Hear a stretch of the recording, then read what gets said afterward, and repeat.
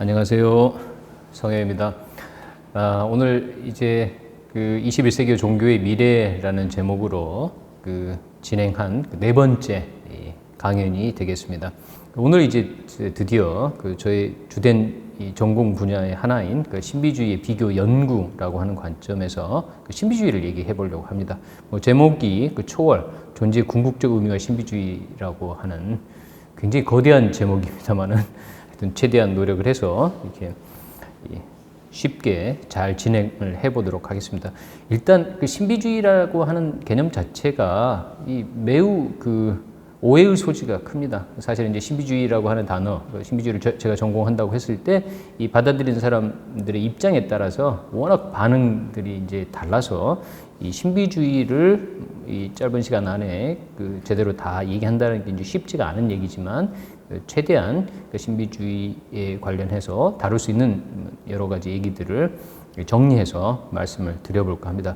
일단 신비주의라는 단어는 저희가 많이들 듣고 있습니다. 특히 한국 사회에서는 신비주의가 신문 기사라든지 미디어에서 많이 다루어지는데 서태지의 신비주의, 이영애의 신비주의처럼 연예인들이 대중매체에 잘 나타나지 않는 것, 일종의 비밀주의라고 표현하는 게 더 정확한 표현이겠습니다만은 이거를 이제 신비주의라고 일컫는 바람에 신비주의가 워낙 넓게 받아들이고 있는데 실제로 종교학 혹은 종교 전통에서 얘기하는 신비주의는 그런 의미는 아니죠. 이런 비밀주의라고 하는 거가 신비주의라고 오해되는 것 못지않게 또 제가 신비주의 하면 초자연주의를 얘기하는 경우도 많습니다. 다시 말하면 귀신을 본다든지 혹은 눈에 보이지 않는 다른 차원들에 대한 경험들, 무교인들이 대표적입니다만은 이런 거를 다 신비주의라고 표현하기도 하고 심지어 UFO 컬트와 같은 UFO를 믿는 사람들도 신비주의라고 얘기하고 그다음에 또 저희가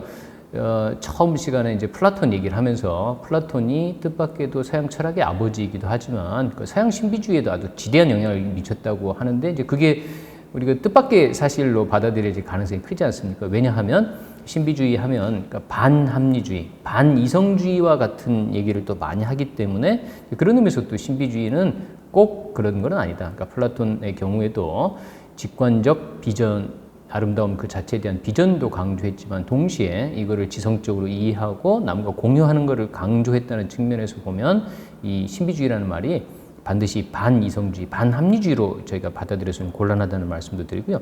그 다음에 또 이제 신비주의 하게 되면 저희가 이제 특히 가톨릭 전통, 기독교 전통 안에서는 신비주의가 이단으로 많이 취급을 받았습니다.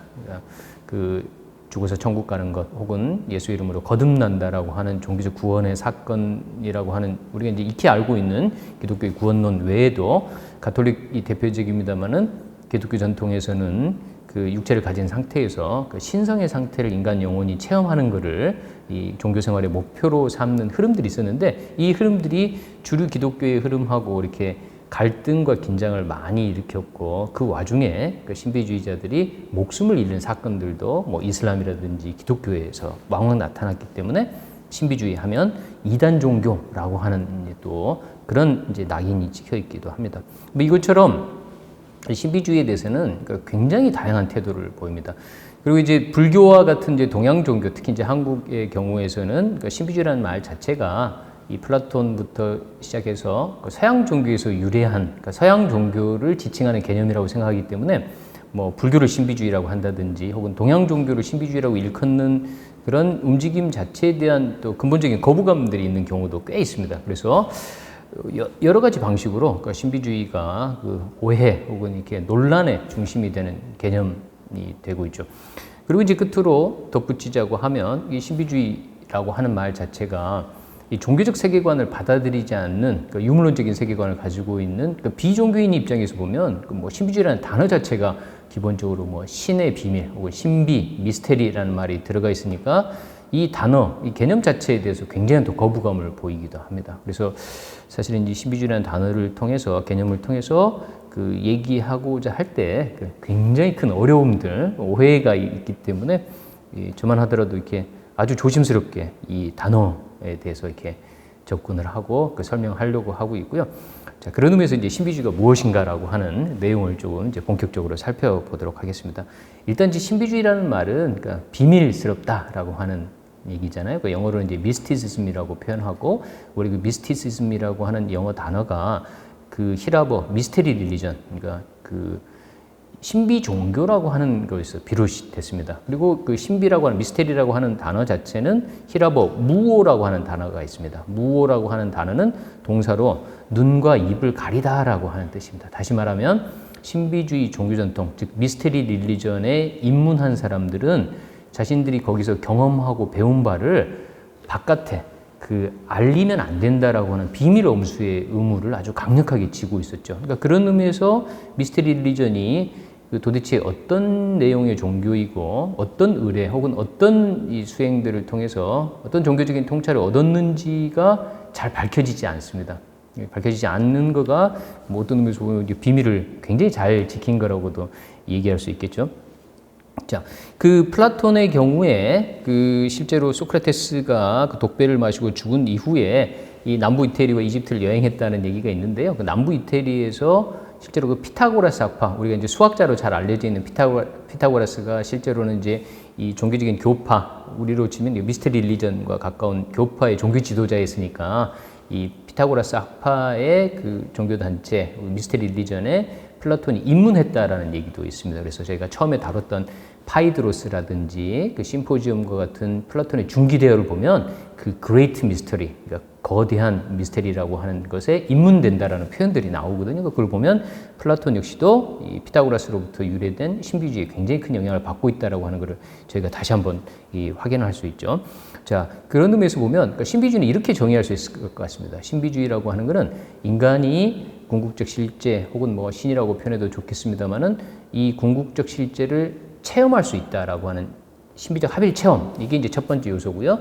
그 다음에 이 신비적 합일 체험 자체가 인간이 의도적으로, 의식적으로 자기 마음의 상태를 변화시키는 수행, 프랙티스, 미스티컬 프랙티스라고 부를 수 있겠죠. 수행을 통해서 합일 체험을 할 수 있고, 그 다음에 합일 체험 이후에는 인간과 궁극적 실제와의 관계에 대한 이성적이고 지성적인 설명 체계, 즉 신비 사상이라고 말할 수 있는 이 세 가지 요소로 구성되어 있습니다. 다시 한번 정리하자면 신비 수행, 신비적 체험, 그리고 신비 사상. 이 세 가지가 이 플라톤으로부터 시작된 소위 이제 서구의 신비주의의 가장 중요한 요소라고 얘기를 할 수 있겠습니다. 저희가 이제 이거를 하나씩 풀어서 설명을 드리겠습니다만은 여기 슬라이드에 나와 있는 게 이제 플라토죠. 그 플라톤이 중기대화가 대표적입니다만은 그 아름다움 그 자체에 대한 비전이라고 하는 거가 결국은 인간 영혼이 그 하야말과 검정말을 길들여서 이 육체를 가지고 있는 동안에도 아름다움 그 자체에 대한 비전을 가질 수 있다라고 하는 플라톤의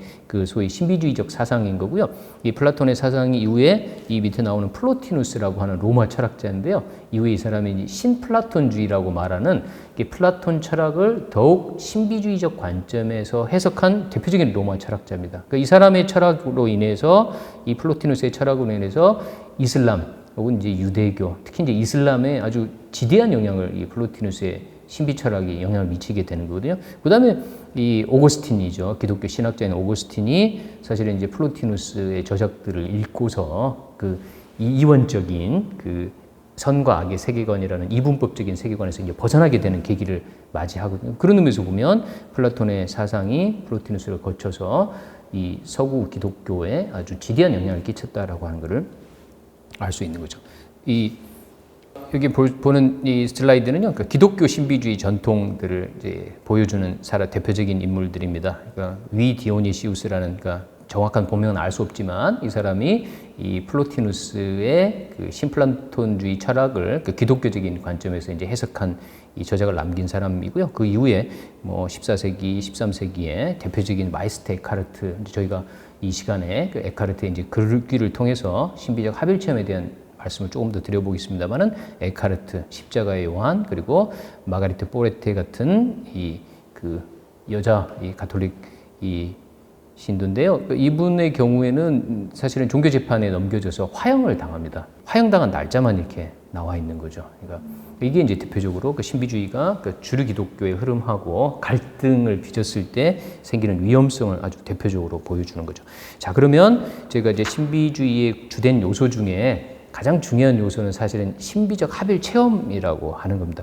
신비적 합일 체험은 여러 가지 용어들로 표현이 됩니다. 이제 라틴어로는 유니오 미스티카, 이거는 이제 미스티칼 유니온이라고 하는 영어로 번역되는데요. 그러니까 신비적 합일이라는 거죠. 신비적 하나됨의 사건인 거고요. 그 다음에 그 플로티누스 같은 경우에는 그 궁극적 실제를 일자 the one, 영어로는 이제 the one이라고 부르고 히라보는 토헨이라고 해서 헨이 이제 원이라는 뜻이니까 그 일자 궁극적 실제인 헨과 하나가 되는 것을 헤노시스라고 불렀습니다. 그러니까 헤노시스라고 부르기도 하고요. 그 다음에 히라보로 이제 신이 테오, 그러니까 theology 할 때 테오니까 신과 하나가 되는 걸 테오시스라고도 불렀습니다. 헤노시스, 테오시스, 미스티컬 유니온처럼 신비적 합일 체험에 대한, 그러니까 엑스터시 상태에서 도달하게 되는 인간 영혼과 신의 합일에 대한 사건들을 이렇게 이제 굉장히 강조하는 거죠. 대표적으로 이 아빌라이 데레사의 엑스터시의 경험을 이렇게 보여준 거죠. 아빌라이 데레사는 그 스페인의 수녀이고, 그중 우리나라에 그 책이 많이 번역되어 있습니다. 이 영혼의 성과 내면의 성이라고 하는 거는 같은 책인데 이렇게 제목이 조금 다르게 번역이 됐죠. 영어 제목으로는 인티리어 캐슬, 그러니까 내면의 성이 조금 더 정확하겠습니다만은 인간의 영혼을 여러 개의 방을 가지고 있는 성으로 비유를 하고, 인간이 이제 기도를 통해서 점점 더 자기 내면의 더 깊은 방으로 7개의 방 중에서 이렇게 더 하나씩 첫 번째 방, 두 번째 방에서 더 깊은 방으로 올라갈 수 있다라고 하는 걸 얘기를 하고요. 그 과정에서 신과 하나가 되는 합일 체험이 일어난다고 얘기를 합니다. 그 내면의 성에 나와 있는 그 아빌라이 데레사가 남긴 이 기록들을 한번 살펴보겠습니다. 아빌라이 데레사의 그 얘기입니다. 이 상태, 그러니까 신비적 합일 상태죠. 그 신과 인간의 영혼이 하나가 되는 상태입니다. 이 상태가 얼마 동안 계속되는지 우리가 알 수 없지만 감각을 잃고 무엇을 생각하려 해도 되지 않는다. 이게 일상적인 의식 상태가 아니라는 거죠.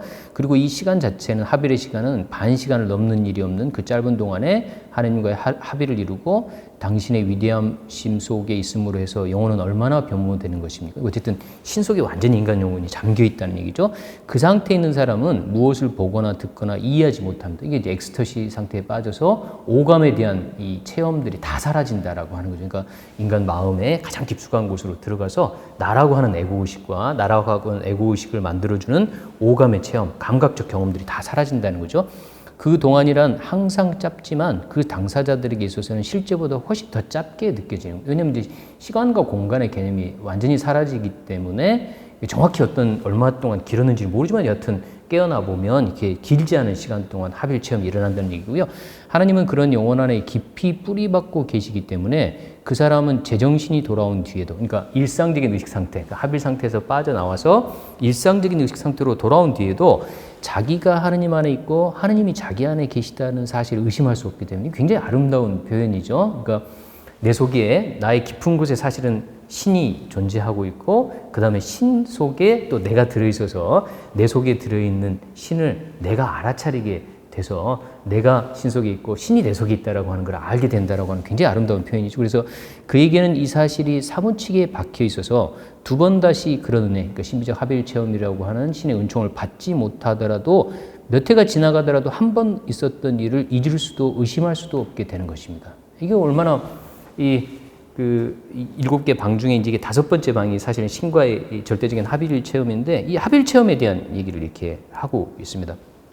자, 이 윌리엄 제임스가, 우리가 저번 시간에 윌리엄 제임스가 종교적 경험의 다양성이라는 책에서 그 기포드 강연에서 가장 마지막 부분에 이제 신비주의를 다루면서 신비적 합일 의식 상태, mystical state of consciousness의 그 4가지 특성에 대해서 얘기를 합니다. 그러니까 동서양의 여러 종교 교전, 그 다음에 그 종교 바깥에서 그런 신비적 합일 체험을 한 사람들의 체험담들을 보고 신비적 합일 체험, 신비적 합일 의식 상태에는 이렇게 4가지 특성이 있다고 합니다. 그게 뭐냐면 첫 번째가 패시버티입니다. 수동성입니다. 다시 말하자면 체험자들은 항상 이 체험 자체가 자기가 의도적으로 그 상태에 들어가는 게 아니라 자기가 준비가 되어 있으면 그 상태, 뭐 신이 됐든 뭐든 다른 존재가 나를 이렇게 사로잡는 것처럼 나를 찾아온다고 얘기합니다. 이게 이제 수동성이라고 하는 거고요.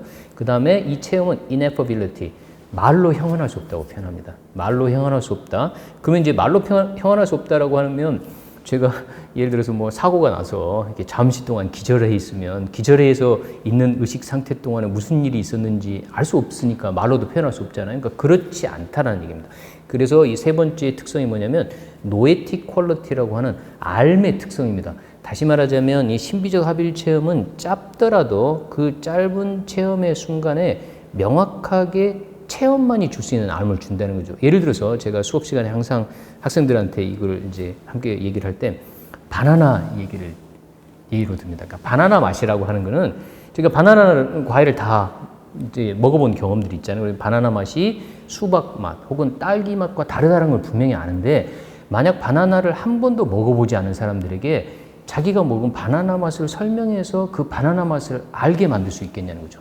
그러니까 다시 말하자면 이런 뭐 심리적 합일 체험과 같은 예외적 사건 말고도 인간의 경험 중에는 그 체험적 알미라고 하는 거가 그 알의 내용, 노에틱 퀄리티, 알의 측면이 도저히 언어로서 이 재구성해서 그 사람들한테 전달할 수 없다는 거. 백과사전으로 뭐 10권 두껍게 바나나 맛을 쓴다고 하더라도 직접 먹어보기 전에는 알 수 없다라고 하는 거죠. 그 다음에 이 세 가지 특성, 그러니까 수동성, 말로 형언할 수 없음, 그럼에도 불구하고 알의 특성이 그 체험에 분명히 존재한다. 그 체험만이 주는 알며, 그 다음에 네 번째가 일시성입니다. 여기 그 아벨레 데레사도 얘기했지만 이 상태는 짧은 상태입니다. 그러니까 저희가 이 변형의식 상태 체험 얘기할 때 그 말씀 드렸잖아요. 체험들이 서로 구분되게 짧게 달라진다고 하면 이 신비적 합일의식 상태도 짧은 상태라고 하는 거죠.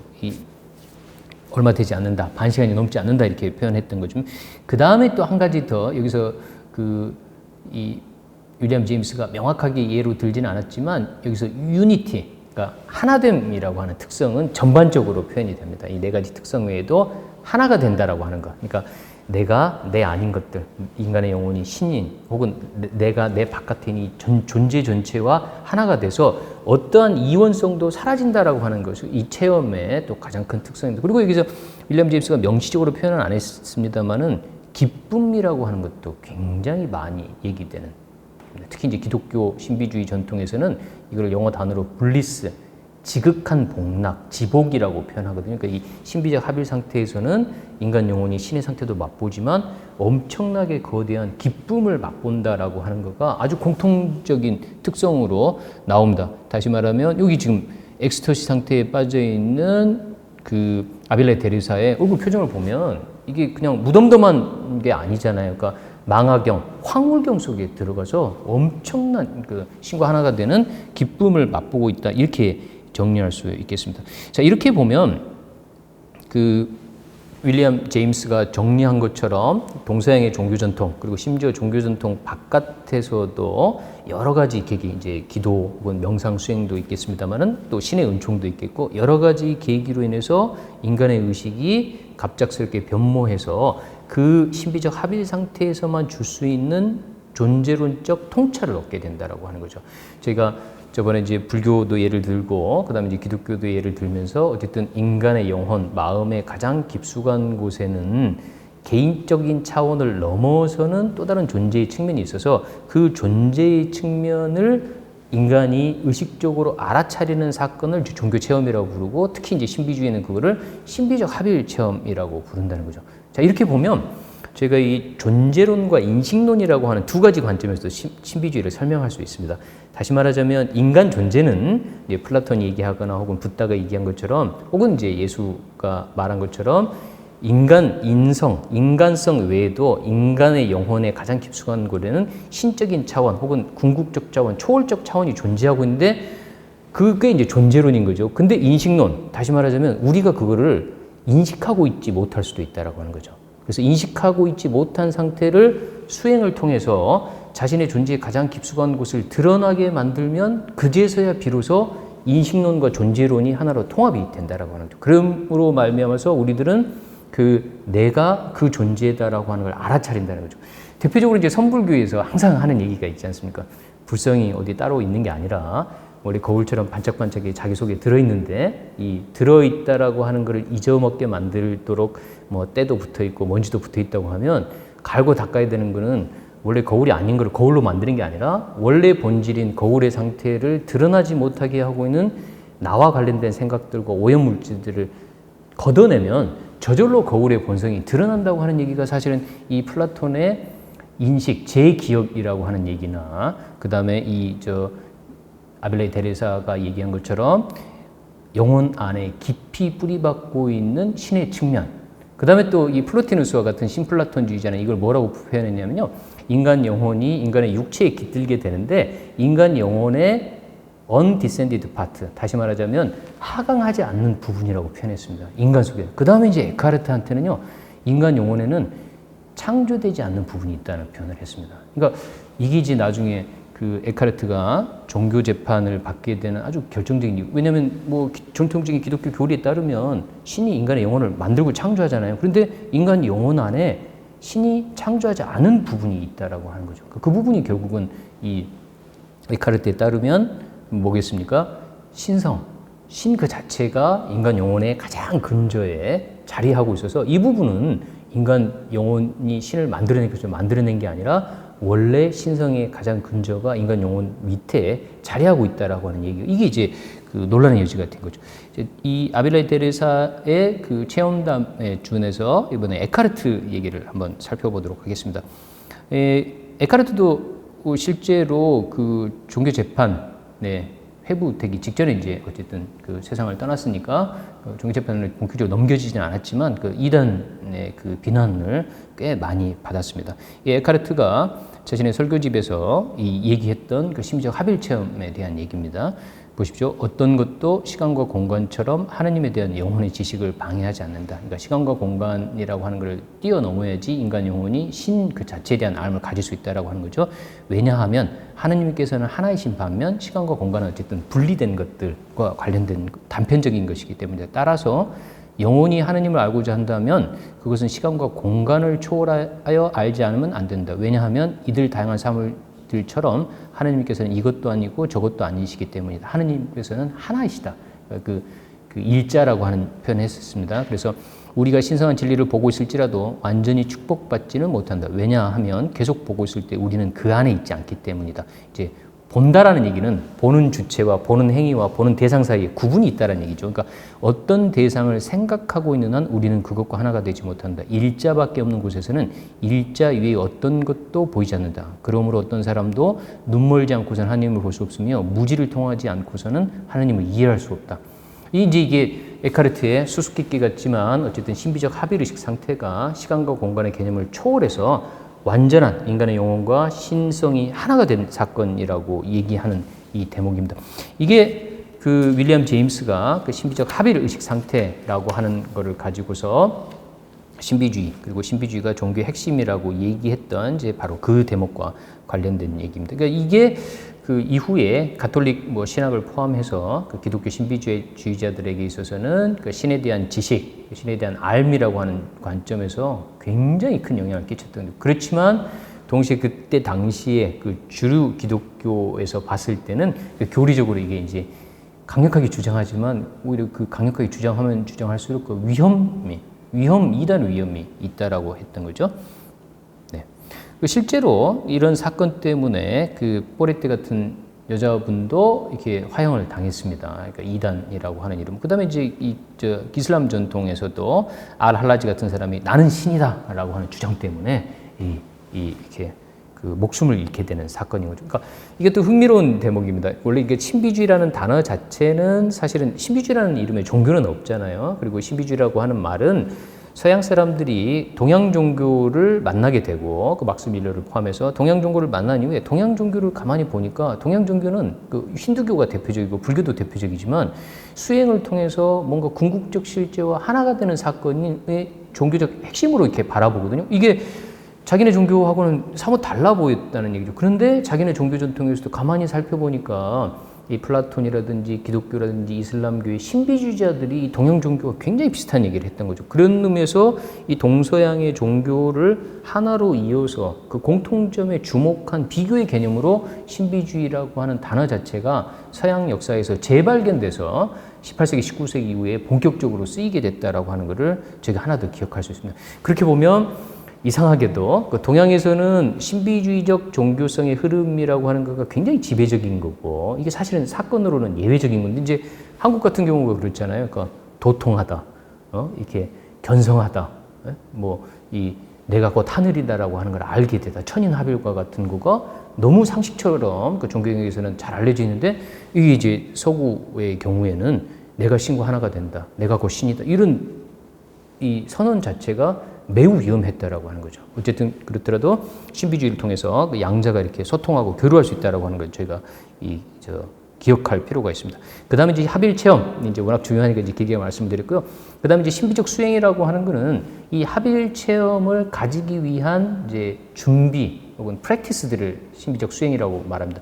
특히 신비주의 종교 전통에서는 인간의 의식을 의도적으로 변화시켜서 그 궁극적 실제와 하나가 되는 것과 관련된 아주 구체적인 테크닉들이 개발되어 있습니다. 우리가 보통 종교 전통에서 명상이라고 하는 기법이 실제로는 인간의 의식의 더 깊은 차원으로 들어가서 의식의 변화를 의도적으로 유발하고 그거의 최종적인 결과물로서 궁극적 실제 혹은 자신의 참된 본성을 알아차리게 되는 사건을 유도하는 것들이죠. 근데 이 명상 기법이라고 하는 거가 전 세계 종교 전통에 굉장히 다양하게 존재합니다. 그리고 보통은 기독교가 이제 신비주의 전통이라고 하는 게 주류가 못 됐기 때문에 이 기독교 혹은 천주교 전통에서는 이 신비주의 수행, 우리가 명상이라고 표현하는 게 약하다고 생각하는데 거기서 이제 많이 사용되는 용어는 기도입니다. 기도. 우리가 보통 뭐 신에게 갈구하고 남들을 도와달라고 하고 뭔가 부족한 것들을 채워달라는 기도 말고 신을 직접 만나려고 하는 기도가 중세 때는 근데 관상기도 혹은 신성한 독서라는 이름으로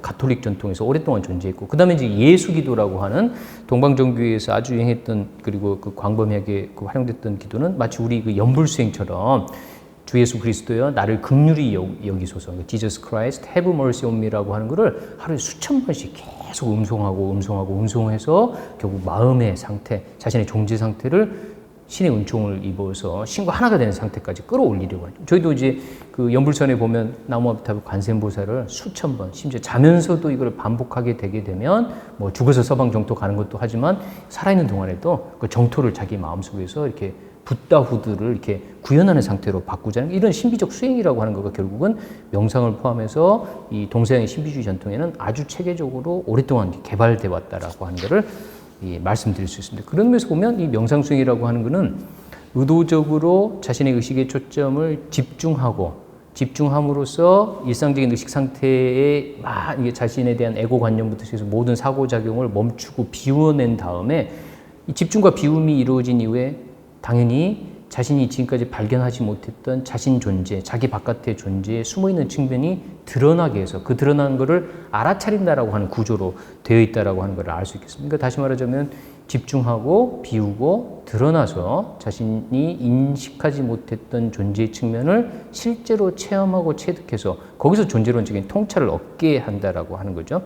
자, 그리고 이제 마지막으로 이제 신비 사상입니다. 즉, 신비 수행을 통해서 신비적 합일 체험을 얻게 되면 이 체험을 통해서 얻게 된 자신에 대한 통찰을 가지고서 이 세상, 그 다음에 궁극적 실제와 자신의 관계, 우리 삶의 의미 같은 것들을 이렇게 설명해내는 책인데, 여튼 저희가 이번 이 강연의 제목이 궁극적 의미라고 표현했다고 하면 적어도 이제 신비주의 종교 전통에서는 인간이 수행을 통해서 혹은 은총을 통해서 예외적인 의식 상태이긴 하지만 자신의 존재의 참된 본성 혹은 존재의 궁극적 실제와 하나가 되는 그 사건이 존재하고 있고 그 믿음을 가지고 끊임없이 수행을 해나가면 그 사건을 통해서 인간의 존재 자체가 트랜스포메이션 완전히 변형되고 전환된다라고 하는 얘기를 이 신비주의 종교 전통이 하고 있습니다. 그리고 이제 신비주의가 신비주의라는 이름의 종교 전통은 없다고 말씀드렸잖아요. 그런데 이슬람에도 신비주의적 이슬람은 수피즘이라고 부릅니다. 그 다음에 유대교에서도 신비주의적 유대교는 카발라라고 부릅니다. 그러니까 그런 것처럼 이제 기독교 신비주의는 따로 이렇게 붙이는 별칭이 없습니다만은 이처럼 모든 종교 전통에는 소위 그 체험을 중심으로 한 그 신비주의적 흐름이 있다라고 하는 걸 저희가 기억할 필요가 있고요. 그 다음에 이제 이 신비주의를 또 어떤 식으로 그렇게 설명을 하냐고 하면요. 소위 주류 종교 전통이라고 하는 것과 그다음에 소위 이제 신비주의적 그 종교 흐름이라고 하는 것을 신비주의자들 스스로는 에소테리시즘, 엑소테리시즘이라고 표현합니다. 에소테릭이라고 하는 말은 그러니까 비밀의, 내밀한 이런 뜻이고요. 엑소테리시즘이란 말은 그러니까 외현된, 그러니까 바깥에 드러난 이란 뜻입니다. 그러니까 다시 말하면 우리가 보통 알고 있는 종교들은 이 종교의 주된 흐름들은 소위 우리가 표층에서 심층으로 넘어가는 것처럼 이 외부적으로 어린 시절에 그다음에 처음 종교 생활을 했을 때 이해하는 부분들이 있다고 하면 이게 이제 엑소테리시즘이고요. 이 엑소테리시즘이 이런 자신의 마음의 심층 혹은 이런 신비주의적 수행을 통해서 점점 더 존재에 대한 깊은 통찰로 이어지게 되면 이걸 에소테리시즘이라고 부릅니다. 자, 그다음에요. 제가 이제 21세기 미래 종교를 얘기를 하는데요. 자, 이게 신비주의라고 하는 거가 그 제도화된 종교 속에서 항상 존재했습니다. 뭐 이제 히랍 시대는 조금 다르긴 합니다만은 제가 뭐 기독교, 이슬람, 그다음에 뭐 알고 있는 뭐 불교라든지 도교, 유교 이 모든 종교 전통 안에 그 신비주의 흐름이 설령 존재한다고 하더라도 그거는 이 제도적으로 전통으로 존재하고 있는 엄격하게 이 존재하고 있는 이 종교라고 하는 체계 속에서 이 신비주의가 들어 있었으니까 이거 당연히 종교적 신비주의인 거죠. 그런데 20세기, 21세기 들으면서 그 무종교인들이 많이 늘어났잖아요. 어떤 종교적 배경도 안 가지고 있는 사람들이 신비적 합일 체험을 하는 사건들이 생깁니다. 그래서 이제 나온 말이 세속적 신비주의라고 하는 되게 이상한 표현이죠. 그러니까 사실은 이제 세속적 신비주의보다 더 정확한 표현은 비종교적 신비주의이겠죠. 혹은 종교 바깥의 테두리에서 일어나는 신비주의입니다. 요거는 저희가 이제 다음 시간에 그 21세기와 그 미래의 종교의 모습에 대해서 본격적으로 더 논의할 때 세속적 신비주의의 구체적인 체험 사례를 포함해가지고 이제 말씀을 드리겠습니다만은 어쨌든 신비주의라고 하는 것 자체가 종교의 바깥 영역에서 일어나는 그러니까 인류의 종교사에서 한 번도 볼 수 없는 현상이 19세기, 20세기에 등장하고 있다는 거죠. 특히나 이 세속적 신비주의에서도 저희가 잘 그 주목해 볼 만한 표현은 이 네이처 미스티시즘이라고 부르는 게 있습니다. 자연 신비주의라고 부르는데요. 이 자연 신비주의라는 게 뭐냐면요. 그러니까 신비적 합일 체험을 하게 되는데 그 주된 계기가 아름다운 자연 경관일 경우가 많다라고 하는 거죠.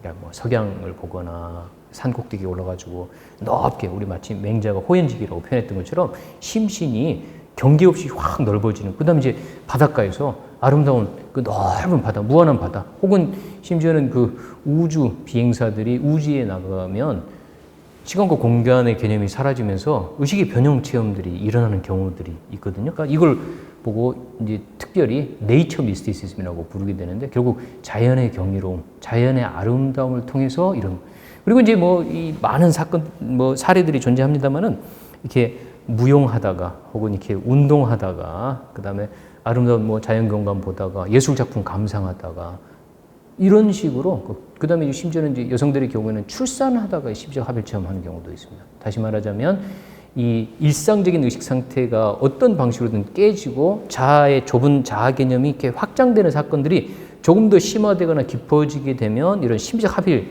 체험이라고 하는 굉장한 사건들이 20세기, 21세기 들어서 많이 보고되고 있다라고 하는 걸 이제 말씀을 드리고 그거의 자세한 의미는 다음 시간에 조금 더 살펴보도록 하겠습니다. 그다음에 오늘 이제 강연의 이제 끝 부분입니다.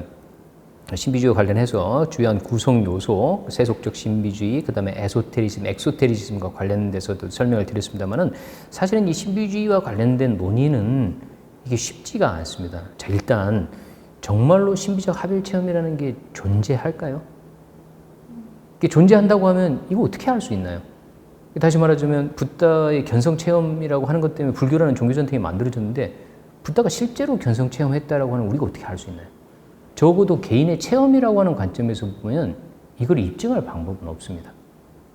입증할 방법이 없죠. 그래서 그 체험이 존재하느냐 존재하지 않느냐를 가지고 실증주의적으로 객관적으로 입증할 수 없다는 근본적인 문제가 있습니다. 그 다음에 두 번째로는요.